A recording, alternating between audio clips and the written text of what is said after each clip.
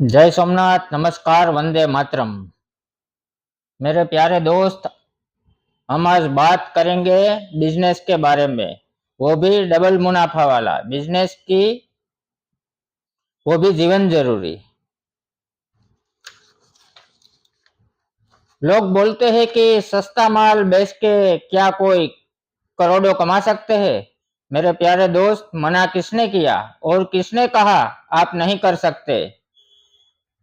सस्ता बेचोगे कस्टमर बार बार आएंगे, महंगा बेचोगे लोग एक ही बार आएंगे। सस्ता आइटम बेचोगे हर कोई कस्टमर आपका कस्टमर बन जाएंगे। तो चलो ज्यादा टाइम ना लेते हुए सीधा चलते हैं टॉपिक की ओर। तो वो कौन सा व्यापार है जो गांव में, शहर में और घर पे भी शुरू किया जा सकता है? वो बिजनेस है कपड़े का, जो आप सिर्फ और सिर्फ 10,000 में भी शुरू कर सकते हैं। अगर आप घर से व्यापार करना चाहते हैं तो 10,000 में भी शुरू कर सकते हैं। लेकिन किस तरह से व्यापार करें, आइए हम समझाते हैं प्रोसेस के बारे में। पहले आपको, आप जहां भी हो वहां कौन सी डिमांड है वो जान लेना चाहिए।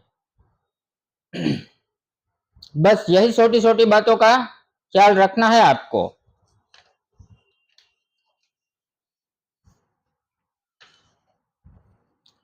दूसरा पॉइंट, आपको कौन सी रेंज में खरीदना है। थोड़ा लो रेंज, दूसरा मीडियम और थोड़ा हाई, क्योंकि कस्टमर को क्या चाहिए वो किसी को पता नहीं है। तीसरा पॉइंट, आप खास नोंद करें, आपको दुकान का नाम कौन सा रखना चाहिए। अगर आपको घोड़े की रफ्तार से चलना है तो आइए मैं आपको बताता हूं कि आपकी दुकान का नाम क्या रखना चाहिए। तो आपको सेल सेल सेल लिखना चाहिए। उसके बाद आप जो भी नाम रखना चाहे वो रख सकते हैं, क्योंकि सेल देख के आपकी दुकान में लाइन लगेगी। दूसरी बात, आप शुरुआत में ज्यादा मुनाफा नहीं रखना, क्योंकि आप मार्केट में नए हैं। तो पहले आपको मार्केट को तोड़ना होगा और कस्टमर के साथ जोड़ना होगा। अगर आपने 100 का 150 में भी बेचा तो भी आप रफ्तार पकड़ लेंगे। फिर भी आपको कहीं भी कोई भी दिक्कत आए तो हम है ना।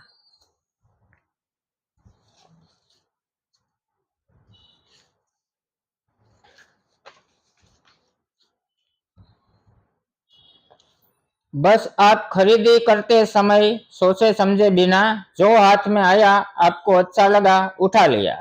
देखो क्या करना चाहिए, मैं हूं ना। आपको एम से लेकर एल, डबल एक्सएल और 3 एक्सएल तक रखना चाहिए। ये करने से आपकी दुकान से कोई भी कस्टमर खाली नहीं जाएंगे।